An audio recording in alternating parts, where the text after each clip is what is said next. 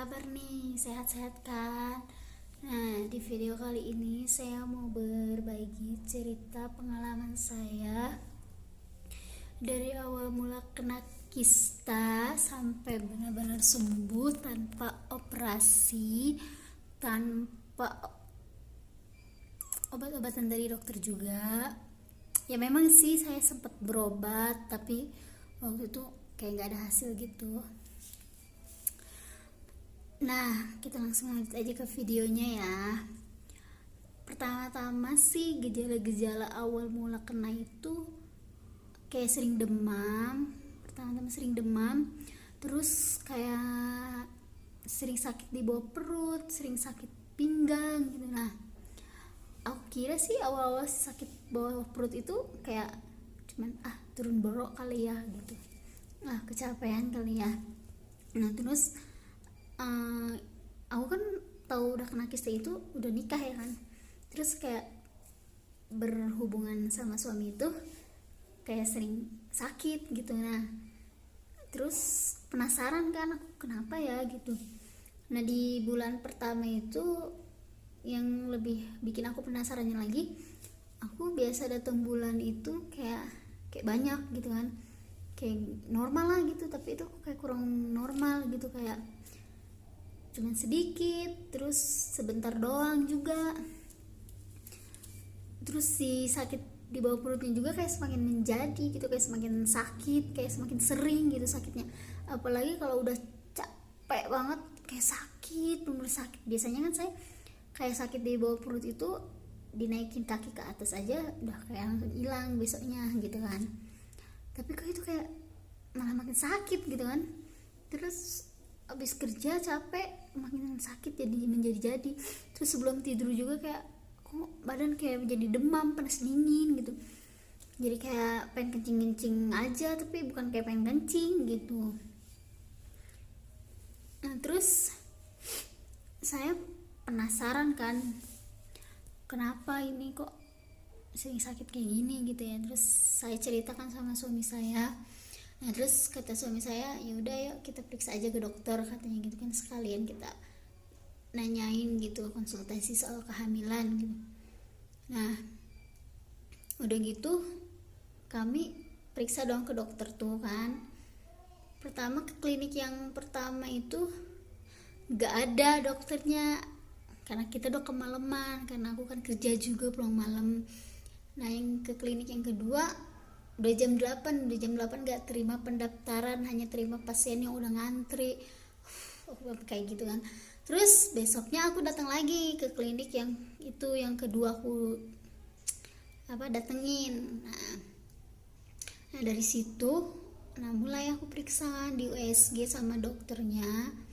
Katanya ini sih kena kista katanya gitu. Aku bilang, kena kista? Itu sebelum kayak langsung sedih aja gitu, langsung sedih aku, langsung nggak bisa nahan nangis gitu, langsung kayak nangis gitu. Masa sih dok, aku bilang sama kayak gitu. Iya, ini kena kista, ini jangan sering-sering dipijit ya katanya gitu kan. Dulu sih sebelum pas masih di kampung aku kan, sebelum ke Jakarta lagi, pas lagi pulang kampung aku sempet pijat karena biar cepet punya anak gitu kan. Katanya jangan sering-sering dipijit ya kata dokternya gitu. Terus saya bilang iya dok, saya bilang. Terus saya dikasih obat nggak, saya bilang iya, nanti dikasih obat buat ngilangin rasa nyerinya sama buat penyubur kandungannya katanya gitu kan.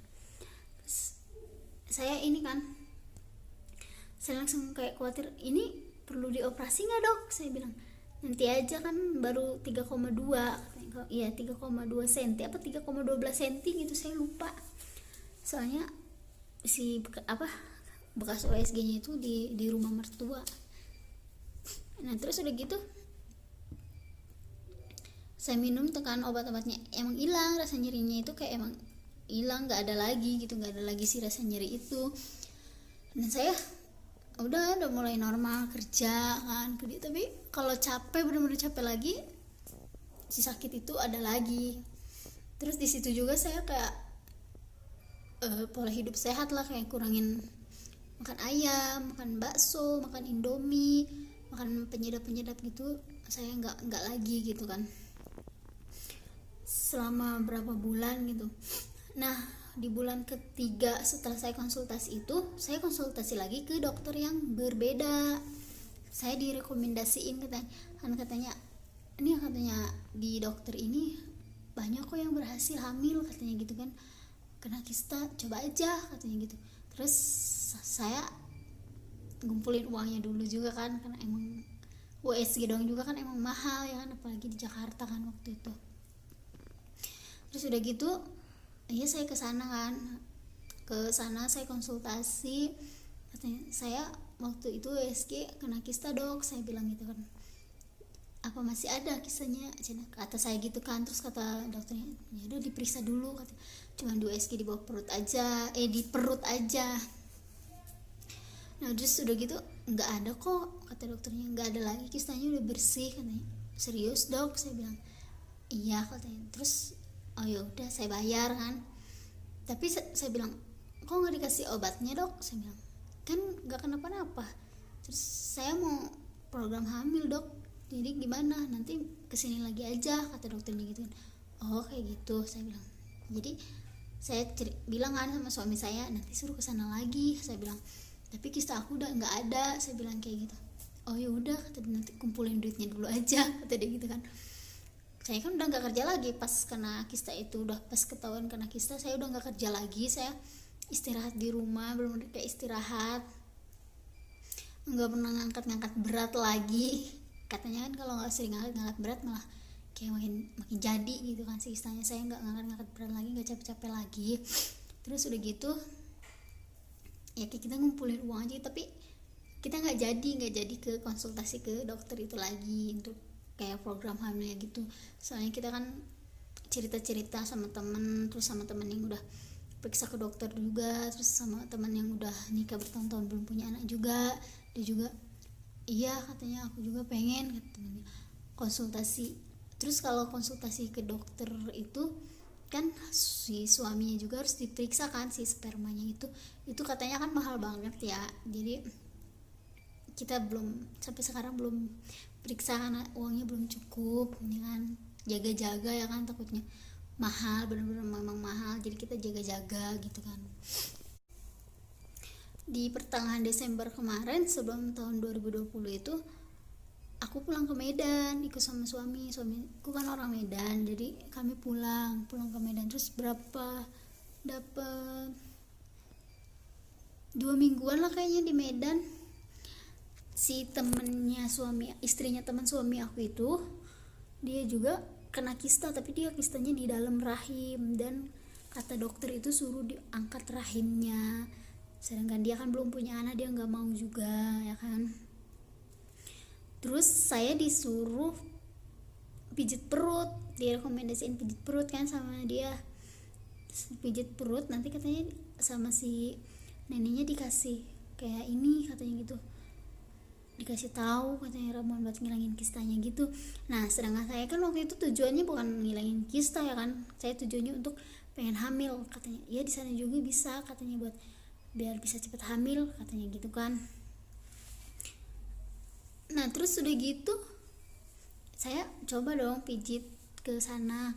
Sebenarnya kata dokter nggak boleh dipijit ya kan, tapi saya coba pengen pijit lagi aja lah, saya bilang gitu kan, pengen pijit buat naikin si peranakannya itu biar kayak deket, biar cepet hamil gitu kan.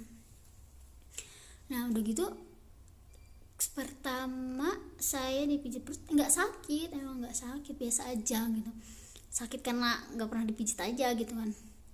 Terus yang kedua kali pijit seminggu itu kan 3 kali berturut-turut tuh. Yang kedua kali pijit pas di bawah perut yang waktu itu kena kista itu dinaikin sama dia kayak dipencet gitu, kok kayak langsung sakit, bener-bener sakit banget gitu kan. Bilang aduh sakit banget nek, saya bilang oh ini kistanya masih ada, ini kayak berasa nih kayak gerinjel-gerinjel gitu, kata si nenek. Serius nek, saya bilang bukan usus buntu kan nek, saya bilang gitu. Enggak, beda, usus buntu mah agak kesininya lagi katanya dia gitu kan. Terus tapi saya sebelum kesini udah konsultasi nih, katanya kista saya udah nggak ada, tapi ini masih ada gerinjel-gerinjelnya katanya kan. Kalau dukun-dukun peranakan kan tahu gitu ya kan.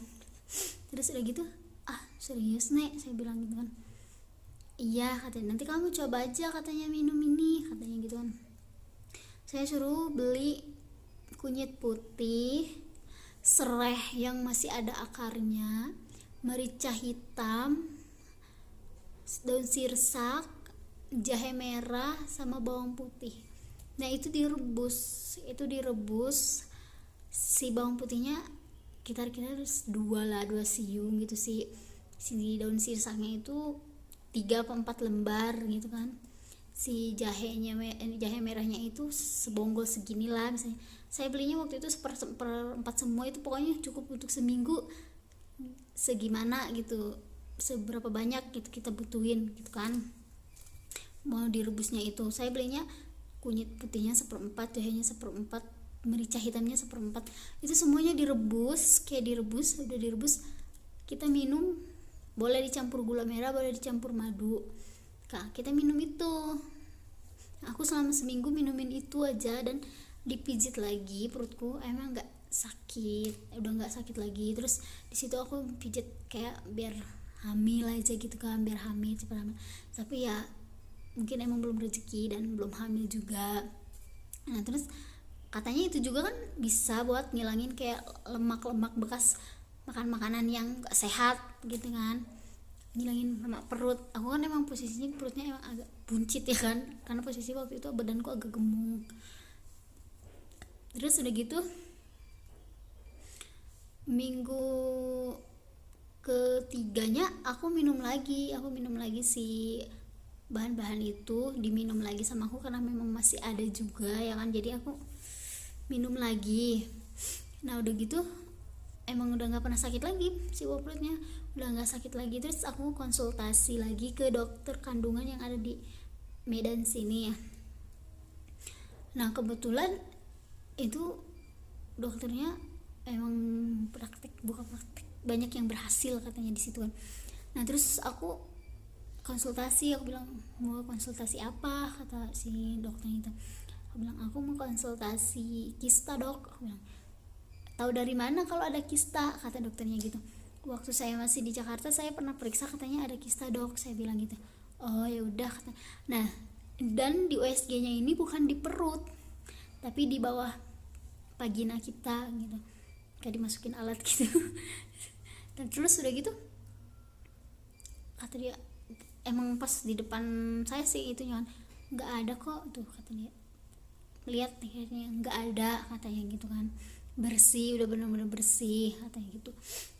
Serius dok, saya bilang iya. Terus saya ngobrol-ngobrol gitu, jadi saya gimana dok ini, saya bilang apa saya harus diet lagi, apa saya harus benar-benar mengurangi makan kayak ayam gitu. Terus kata dia ya boleh, kata dia kurangin aja makan ayam katanya gitu kan, kalau ayam kampung mah nggak masalah katanya gitu. Terus saya juga dikasih obat kayak asam folat, penyubur, terus apalagi tuh waktu itu. Terus kebetulan saya kan konsultasinya waktu itu pas lagi head terakhir. Nah terus kata dia nah terus sorry ya tadi kameranya jatuh. Terus udah gitu nanti kamu bagusnya berhubungan tanggal segini, nanti kamu minggu depan katanya ke sana lagi ya. Terus kebetulan saya nggak ke sana lagi sama suami kamu, gimana katanya si indung telurnya itu berkembang nggak, kan udah dikasih penyubur katanya. Kebetulan saya nggak ke sana lagi karena keuangannya lagi nggak ada, emang lagi nggak ada uang waktu itu kan. Kami kan juga baru pindah dari Jakarta ke Medan, ongkos aja udah berapa ya kan, terus suami juga baru kerja lagi gitu kan, jadi kayak belum ada duitnya gitu, jadi kami nggak kesana. Terus ya aku sekarang pola hidup sehat aja gitu, jadi ya gimana ya, biar si kisahnya itu nggak ada lagi dan biar semoga cepet hamil. Sampai sekarang juga sih aku masih belum hamil, aku udah nikah selama 2 tahun dan di tahun pertama pernikahan aku itu aku baru tahu kalau aku itu kena kista gitu. Nah nanti aku kasih tahu si resep dan cara ininya di kolom deskripsi.